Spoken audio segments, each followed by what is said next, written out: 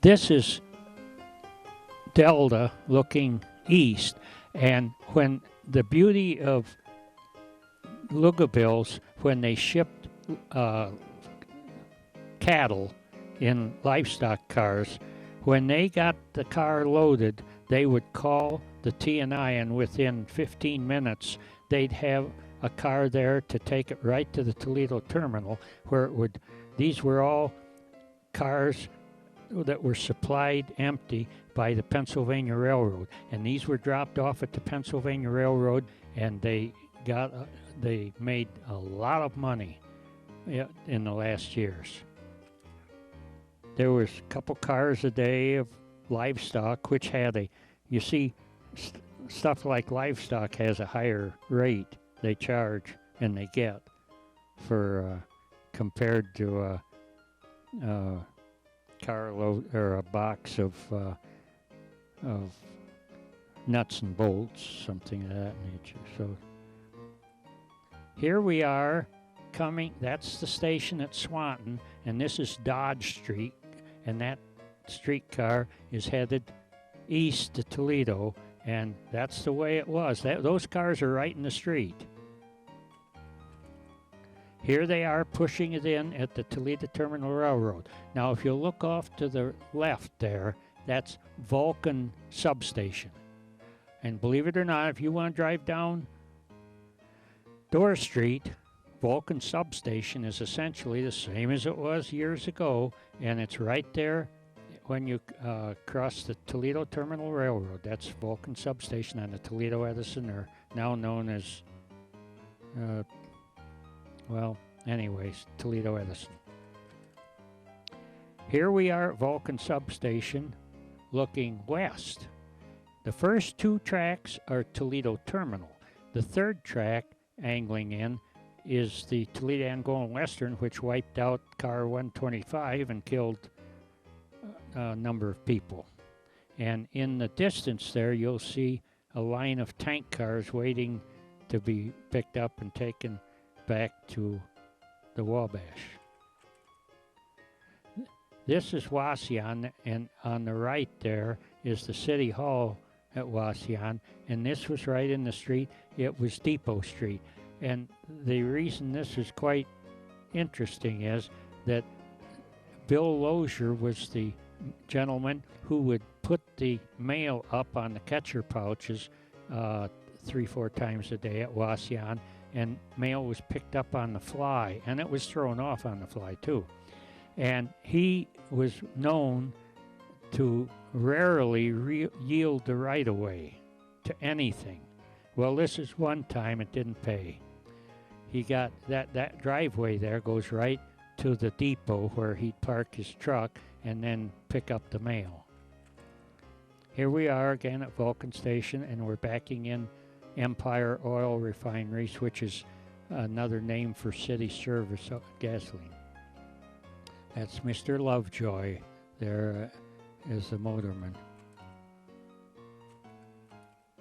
Here we have D Tower. Now this is not the D Tower that we'll show you in a minute. This is the original D Tower. And a gentleman who was a patient, that was his uncle on the far left, and he was supervisor of the section crew. He was the foreman of the section crew. On the right is the DT&I station. In the foreground is 2 tracks of the Lakeshore, or better known as the New York Central. Down a little ways, you'll see a single track going across the DT&I, and that was the streetcar line, the T&I. But this, and they had their drinking water with them too, by the way. This is D Tower, the final D Tower that was there most of the time, where the DT&I and the New York Central crossed. And standing there is Homer George, who was the towerman for many, many years at D Tower. And off to your far left, you can see some tank cars setting on Wager siding, which was an interchange with the streetcar line, the T&I and the DT&I. Here is what he would work at. This is the inside of the D Tower. And it was, you'll see it says Lakeshore and Michigan Southern Target. In early nomenclature, towers were considered target. That's how they referred to them. That's why. And notice there's quite a lineup of levers there. And it was the Armstrong system, not electronic like was towards last. But these, they had, some of them were an eighth to a quarter mile long. These were hooked up to pipes, which were greased and went under the road.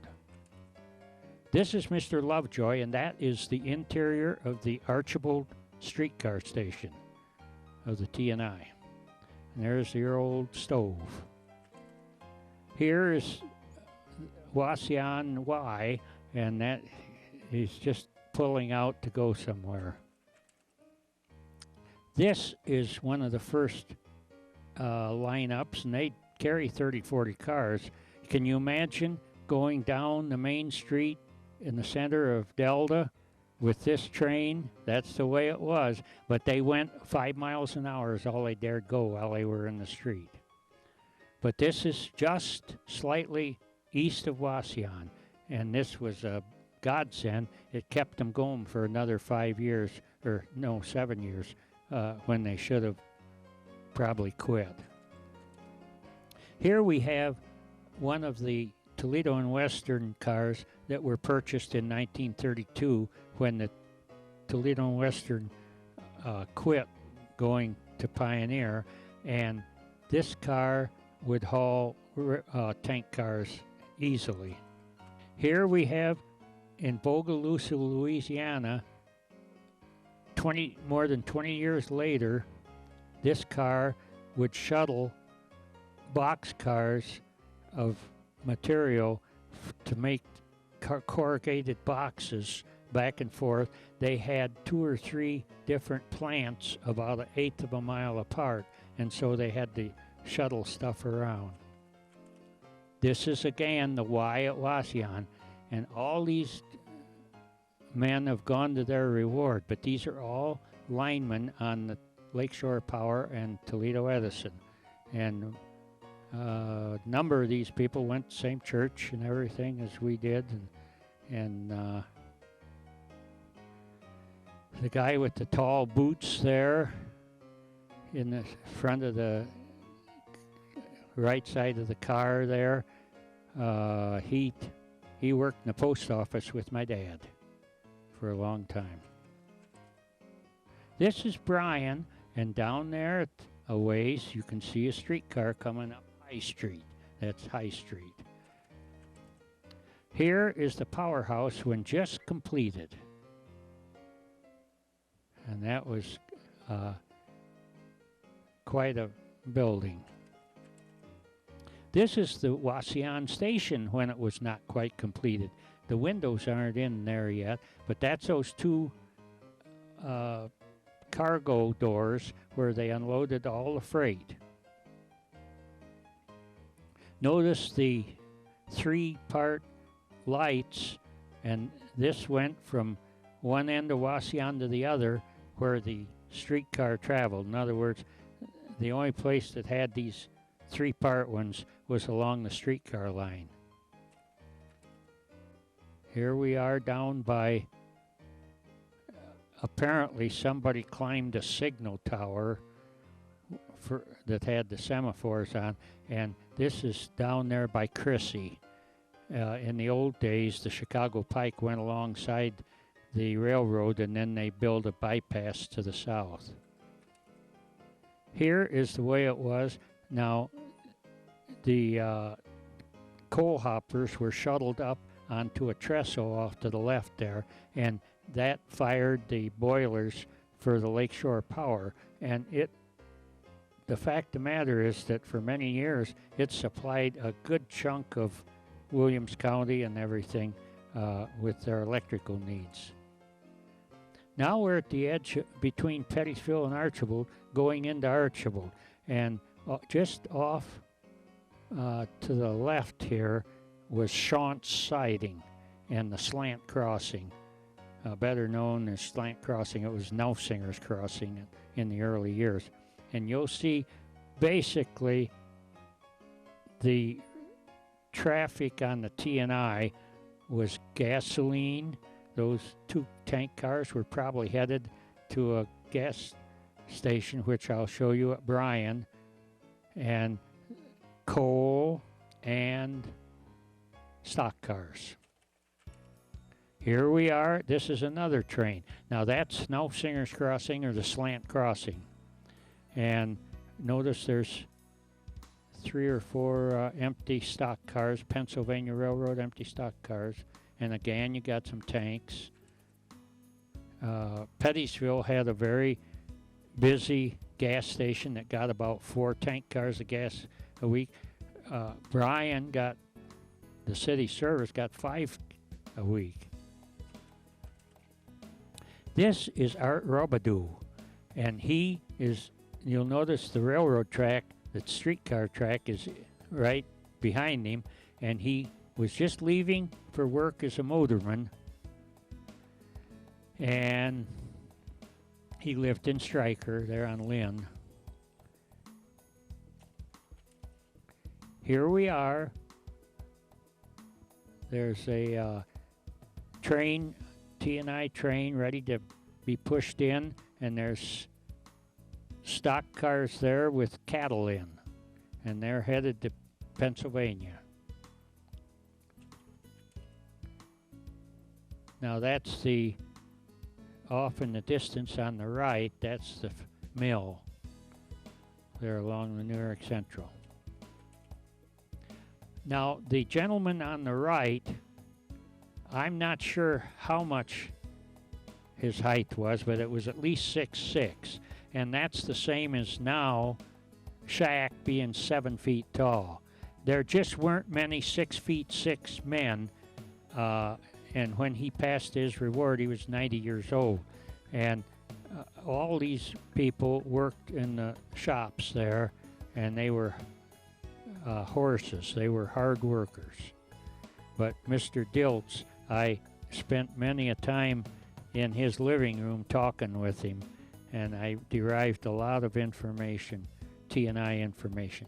But he was unbelievable, because people just weren't, well, you can see that man next to him was about 5'11" or so, and he looks like a midget. This was your typical Interurban boxcar. There were several differences on that. These were wood-framed boxcars with truss rods. When you see truss rods underneath it, that means they weren't all steel. They were wood framing.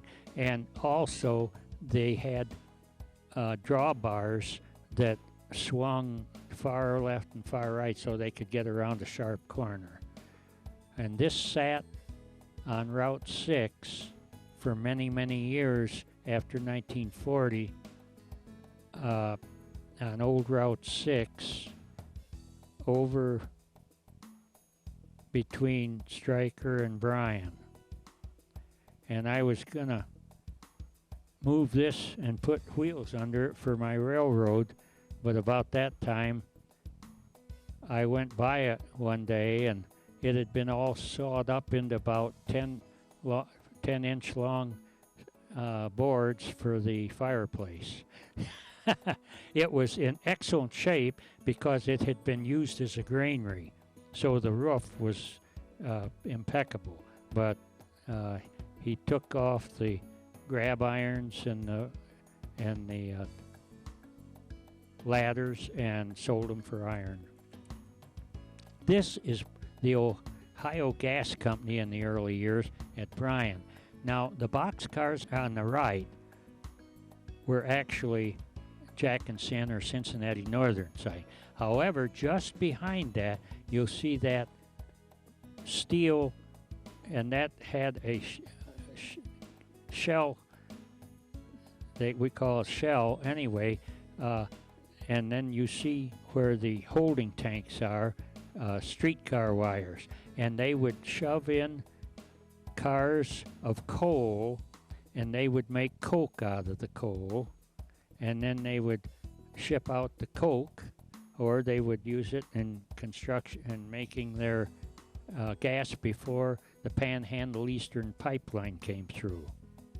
But that supplied the T&I was the prime hauler of their coal for the Ohio Gas Company. That's right back of Ohio Art. Now here we have, that's a typical example of the trestle there at Stryker, and those, it looks like a bunch of stuff there, but that's the coal they used for their boilers to generate electricity. Here we have the tile factory, and the T&I in the early years until about 1925 had a siding into the tile factory, and they shipped the tile from that outfit all over northwest Ohio in boxcars. This is Lendl Veneer from Stryker, and he was one of the best known motormen, and he's in the 30s there, when they were rumoring that the T&I was about ready to quit, the kids all wanted to have their picture taken. This is at Archibald. Now, in the late years, in the 30s, there was an effort to make the T&I and another aspect of their bridge route stuff. They would pick up streetcar stuff from Akron, tires, and they would go from Akron to Cleveland, and then Cleveland to Toledo. And then they would be transferred, that boxcar, to the T&I, and they would go to Bryan. At Bryan, they would be unloaded and put on a semi and taken to Fort Wayne, where they were reloaded and taken to Indianapolis and Fort Wayne, or Indianapolis and Louisville. And then going the other direction, there was a sizable amount of whiskey traveling on the T&I from Louisville coming up to Detroit and Cleveland. So, and this, most people in Bryan never noticed this because this happened in the middle of the night. They would get their cars, they would get to Bryan about midnight or 1, and then they'd be put in the trucks going to Fort Wayne, and coming back the other direction, it would be like 4 in the morning, and they'd load the stuff up here and head out to Toledo. So this isn't something that people noticed. That's a Lakeshore electric boxcar, by the way.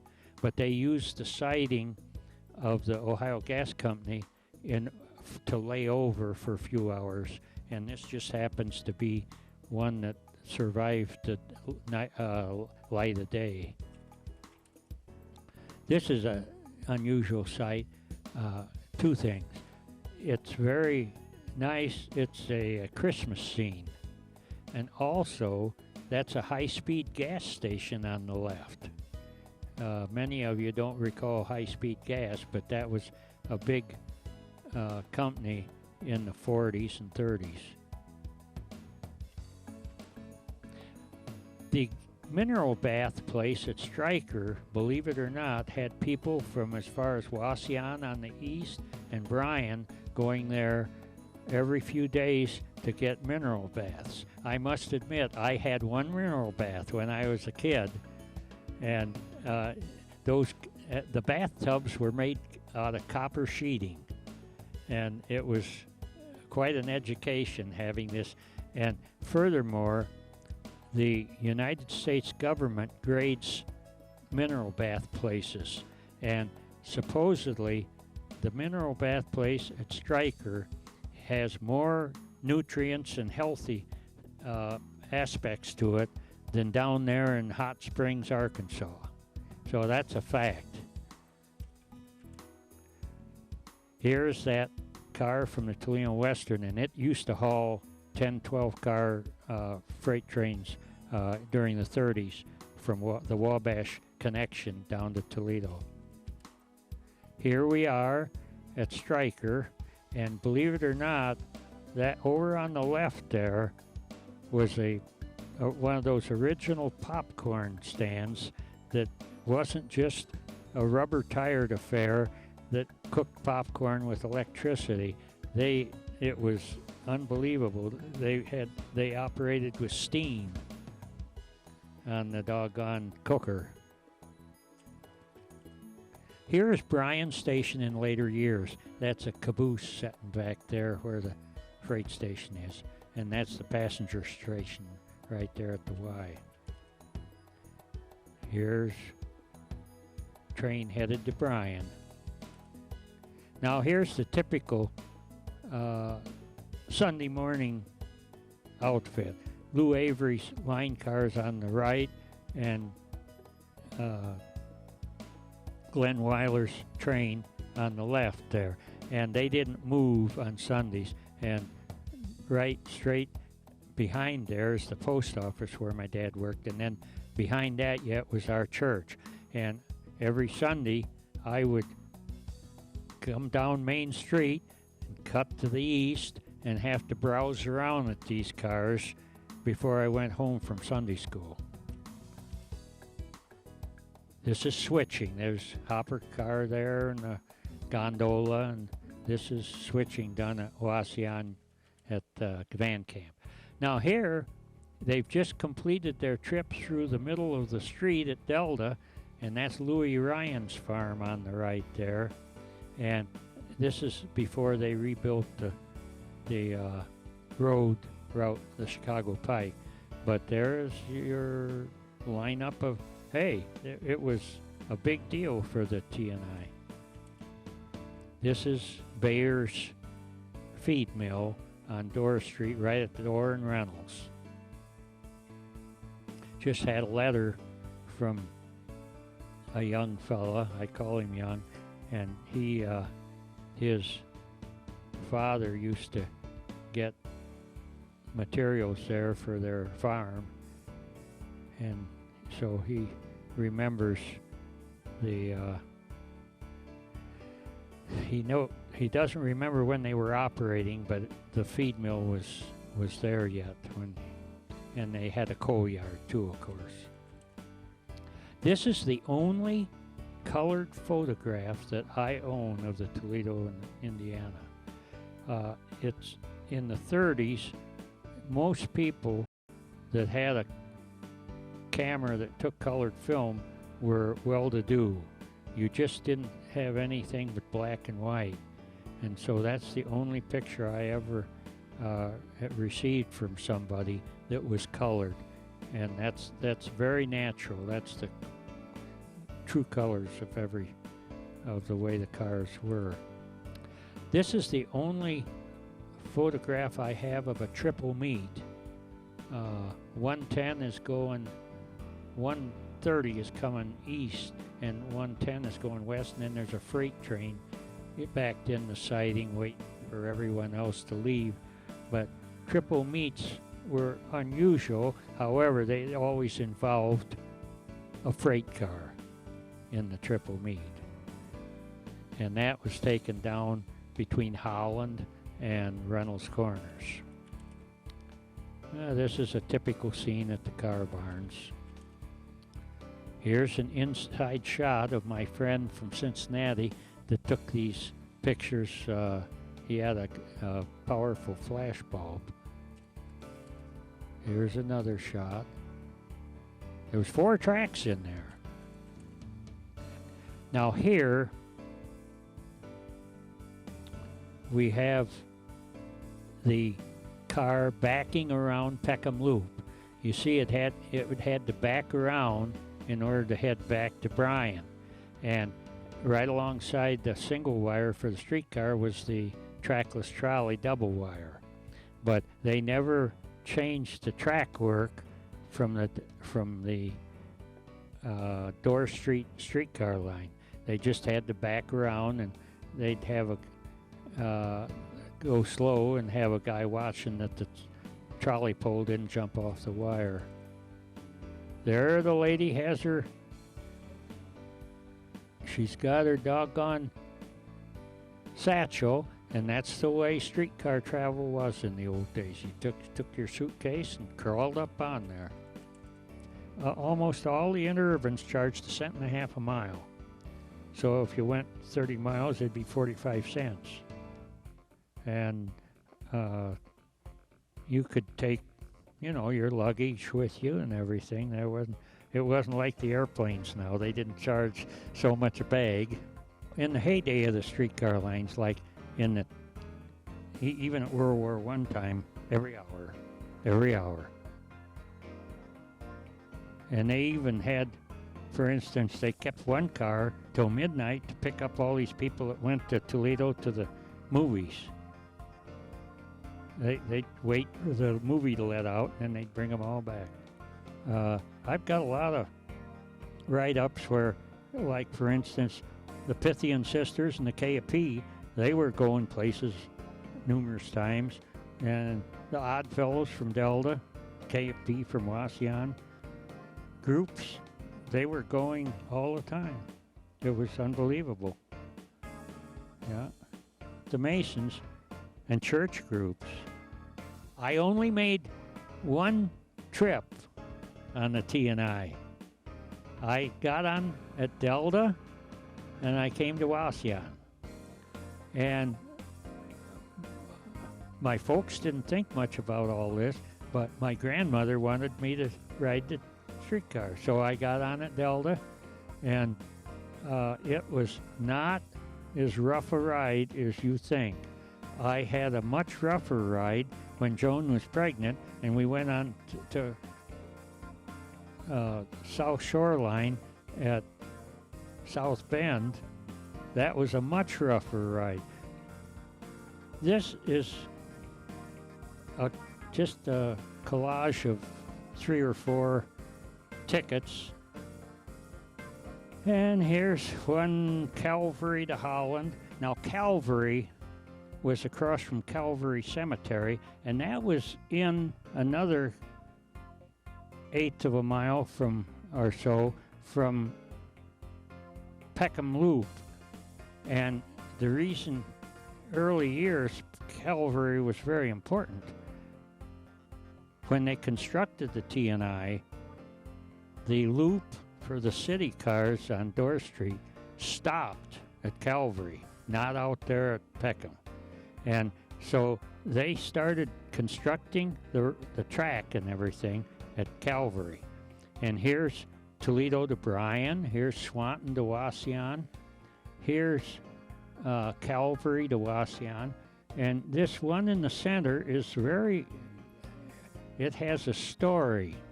It's Pettysville to Archibald. And Dewey Roop played for the Roop Band. And Dewey, when he was about 6 years old, he went to see a relative. His folks lived near Pettysville, but he went to see a relative at Archibald. When he got the end of the day and he was ready to come back home, and he took the streetcar. When he was ready to come back home, he searched all his pockets, and he could not find his ticket to get on the streetcar and come back to Pettysville. So he had to walk. When he got home, his mother wondered what the deal was. And when she went through his pants, she found the ticket. The ticket was put in the family Bible, and it stayed there for probably 60 years. And I knew him from the Rube Band, and when he knew I was writing a book on the T&I, he gave me the ticket. Now the T&I March, that's a piano solo there, and the T&I was always into everything, and they had this march. In fact, it has pictures of the roadbed and everything, and it shows here where they're going to extend it from Bryan on up to connect at Goshen. And from Goshen, it'd go right on into Chicago. So, and this would have been a direct shot, almost shorter than the New York Central. But, of course, nothing ever happened. The T&I had in 1905, which was not too late, but another 2-3 years was too late. They had actually 4 different routes they were going to do. One route, which had most of the abutments for the bridges over all the creeks, was from Bryan to Waterloo. And that would have been on the south side of the New York Central, going all the way to Waterloo. A second route was from Bryan to Hicksville to Fort Wayne. A third route was going to go to Auburn and then down. The route to Waterloo, they actually graded and they had these abutments made. But, believe it or not, there was, I think, 2 farmers that did not want to sell out, and that stopped them. A fourth route, which was in the talking stage, but that's all, was from Delta. They were going to go to Liberty and then follow the Wabash into Fort Wayne. Now here, if you look behind this hopper car, there's a bridge up there. That was a footbridge, so you could get from Libby to the north side of Airline Junction.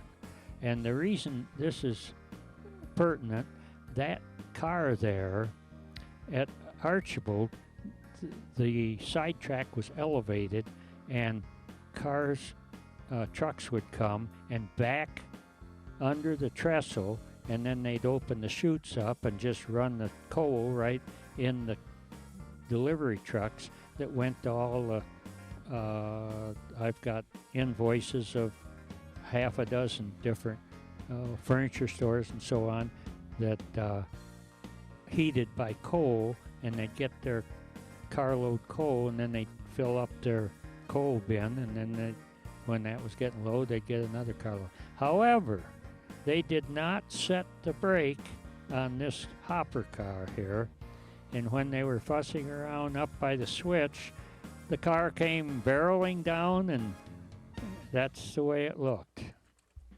Now here, this is there because in the 30s, after Panhandle Eastern decided to build a pipeline from Texas, there's your pipes. Now, these pipes are small next to 2000 pipelines, but I can't tell you just exactly what they were, 16-inch or 14. But anyway, these, believe it or not, from south of Delta and Wauseon all the way to up in the Lenawee County in Michigan, these pipes were delivered from the terminal onto the T&I, and they would take them and park their freight train right where the pipeline intersected the T&I, and then they would unload them there at night, and then they'd drive off with an empty gondola, and then they'd go and a little further to the east, and they'd unload them and they'd take them up. But they had, I forget how many carloads they got of Panhandle Eastern business when they built that pipeline. This is Vulcan siding. And the reason we're looking here is that boxcar at a distance. After 1935, they couldn't take their boxcars of less than carload material down to the station that we saw on Washington Street. Dorr Street, when it veered to the south, became Washington Street, where the Mud Hen Stadium is now. And so they had to have trucks deliver the drays deliver the freight to that, and then from there it was transferred to boxcars and express cars and taken down as far as Bryan, and quite a lot of stuff was transloaded at Bryan for Montpelier and even into Indiana, believe it or not. Here's a freight train, typical freight train. It's even got a load of Toledo Edison poles, it looks like. Here we're downtown. This is when we're back downtown before they cut T&I off from going downtown. And they're loading up. There's another streetcar in front of them there with the guy looking. But, and that's the wheelchair place in the distance there. Okay, here we are. There's Vulcan Station again. And this is one of those where it's getting late in the T&I history, and that's one of the last days that they operated. And notice the freight cars off to the left there. Here we are. Boy, they're doing good business. That lady getting on the streetcar's name was Miss Replogle, and she gave me this picture. And she was a bookkeeper in one of the car dealers in Archibald. But there was quite a crowd there, and she had kept that picture.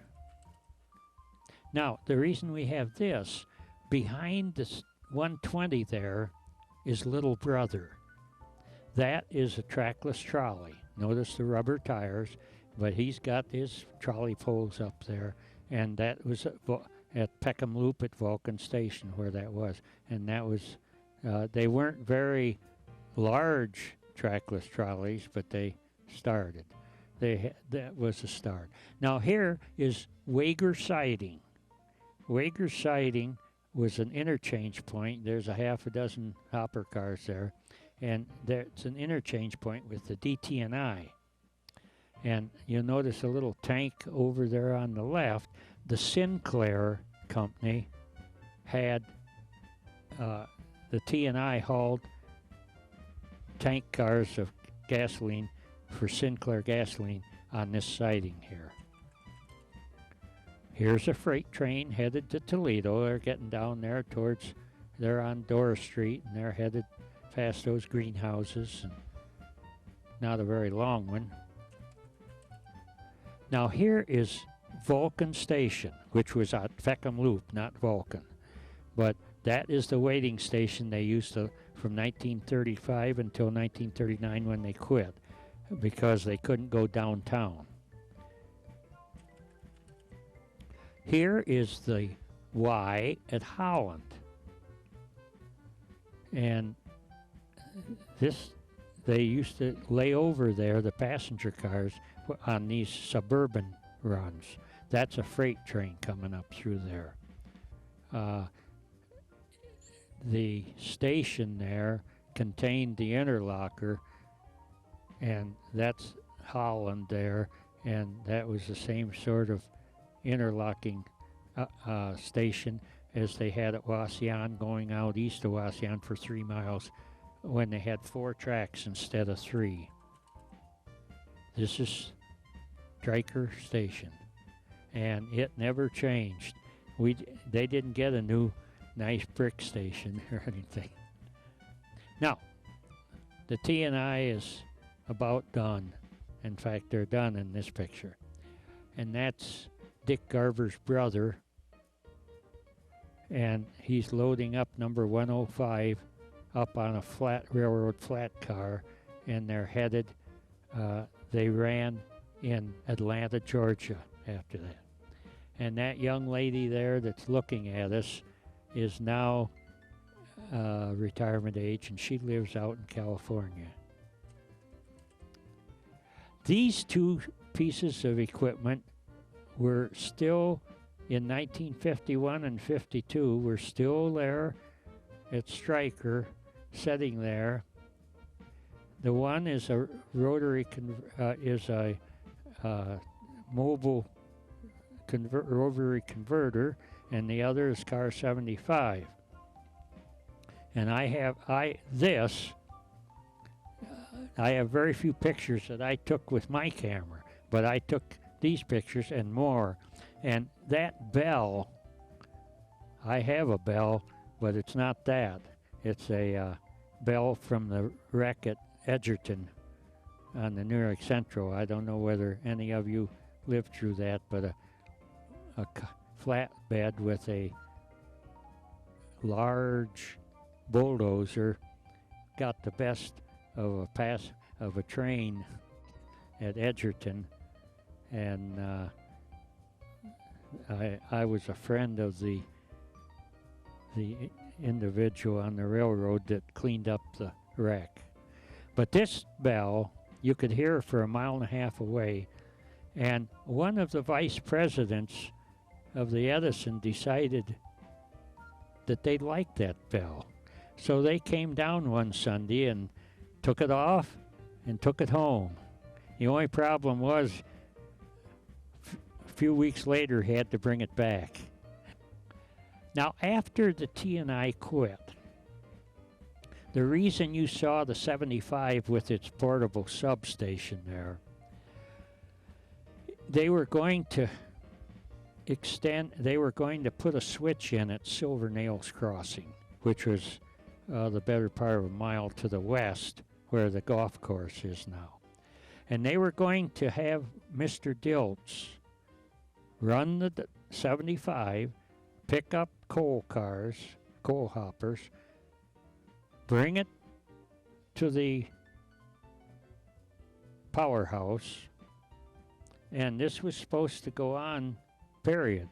The only problem was that when the railroad brotherhood got hold of that, they were going to make them have a full crew, which immediately scotched that, because he was going to have to be the motorman, the conductor, the switchman, and everything else.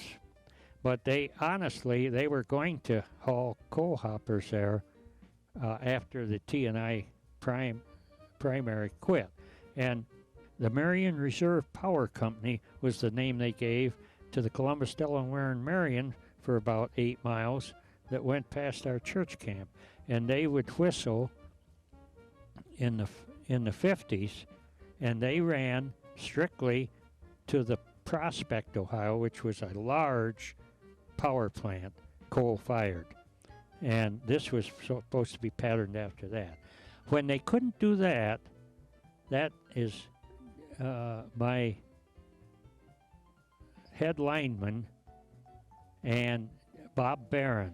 Bob Barron is the tall guy bending over, and those two fellas, one of their first jobs with the Toledo Edison, or the Lakeshore Power, was to put those blocks of wood there, because after they couldn't bring the coal from Nails Crossing, they put in wood planking there, and they would bring the coal from the mill down toward the tank you see standing up there, and they did that for some time. Then came later, they got tired of using coal, and I have a picture where there's about a 10-inch line and an oil line. They would convert it to oil, and they would generate their electricity with oil. Here is one of the T&I cars in Atlanta. And that's how they look. They put a coupler on them so they could go multiple unit, and they have them double-ended, so they got a trolley pole at both ends, and the headlight is up there on the roof. Here is another example of the T&I was slow to die. During the last couple years the T&I operated,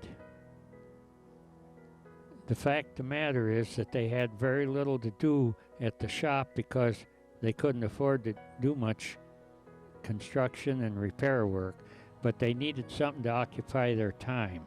So the carpenters built those 2 giant candlesticks at the corner of each corner of the station, and the star and this was a Christmas decoration. And for a couple years, there's the Wauseon station at Christmas time. Then, when the T&I quit, this was on Fulton Street, and that's where you paid your bill. And then they put the whole thing, there's your candles, and there's the star with the sparkles and everything, and they had it there. The only problem was that the only time you could see it was when you were right in front of the store on the east side of the road, so that didn't work out real well. So then I don't have a picture but it's been in the South Park ever since. And during the 40s and the 50s, the 20th century would slow down to a crawl, and they would point out that the passengers in the 20th century should look to the south, to their right, and it was a big deal with the 20th century conductors for years and years. Unfortunately, the 20th century no longer goes through at 8 o'clock in the evening anymore. But the people never forgot seeing that star there in the South Park. This is a typical shot here of the way it looked when you were alongside a big railroad, and that's the streetcar on the left, and then the flyer there on the right. And this is taken just outside Stryker. This is Beach Street, and the last couple of years the T&I ran streetcar lines were scarce items, and so they had their little convention for the day, and they hooked up a bunch of cabooses, and they stopped here at Wauseon. Here we are. That is Stryker, and that's right alongside there going west toward the car barn, and that's Stryker. Here's Beach Street looking at toward the station and the arcade, and that's quite a picture. That's at Bryan. Now we're getting toward the end of the line. Here's Van Camp siding. Notice the flat car. In the old days, they unloaded the Edison unloaded their poles at Van Camp siding. They eventually had a siding down by D Tower that when the streetcar line quit, why they had the New York Central haul them. Here's that same group of rail fans going down the main street of Delta. This is the oil company in Bryan, and they got 5 tank cars a week. They must have been that was the longest haul. In other words, it was end to end. They'd pick up those cars at the Toledo and haul them clear to Bryan, and so they were technically the best customer on the T&I. And that is now where the Farmers and Merchants Bank is in Bryan. The T&I was built with the full intention of hauling freight. However, they did magnanimous job considering they were the south fence row of the streetcar line was the north fence row of the New York Central and Lake Shore.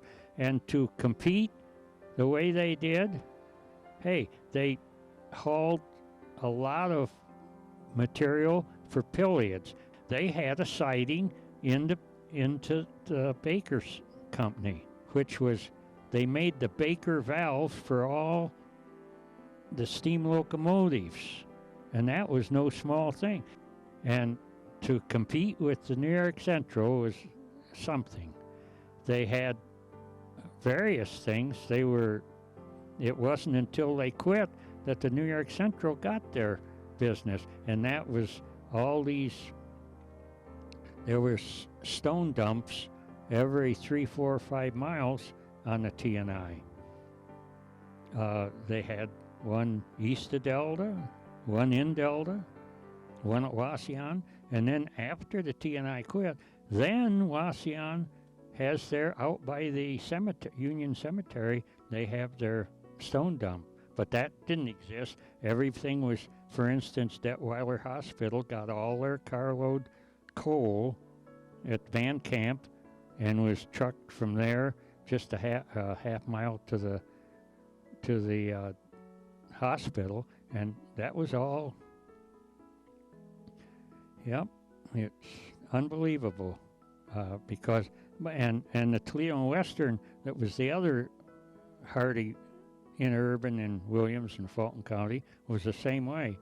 In fact, that line was the biggest freight hauler a number of years, Interurban freight hauler in the state of Ohio. They couldn't change an awful lot because we have to face up to it. After World War I and the automobile took hold and there was blacktop highways, most people had switched over to their car, and unlike today when they think that charging more will solve all their problems, they didn't want to scare everybody away by jacking up the price, so they couldn't. And that went for the Lakeshore Electric, that went Toledo to Cleveland, and all of them. They didn't charge, they should have, but they didn't charge much different toward last as many years before that. And there was roughly just under 2,800 miles of track for interurbans. And there were 70 some interurbans. And the T&I lasted next to last. Hey, they did as good as could be expected. Had they gone another year and a half, sure, they would have lasted till 1946 when the war was over, because believe it or not, from Wauseon to Toledo, there was hundreds of people that worked in war plants. Hundreds, even from Delta and Wauseon. And certainly when you got to Swanton, everybody was driving into Toledo to work at those war plants like the Overland. But when the 1946 come and there was cars available to buy, automobiles, you think they'd have bothered going? No. The streetcar line was doomed. That's all there was to it. Okay, it's the last day. That's the Jack and Sin diamond right at the bottom of the picture. That's where, and that's Ohio Art over on the right, and on the left is Van Camp. And this is the last afternoon train to come to Bryan. Now it's about the end of the line. The turnaround and the last trip into Toledo. And there's Lendl Veneer shaking hands. And that's O.J. Collins on the left there from Stryker. And it's getting dark, but this is the last trip. That's the end of the line. October 15th, Sunday, 1939.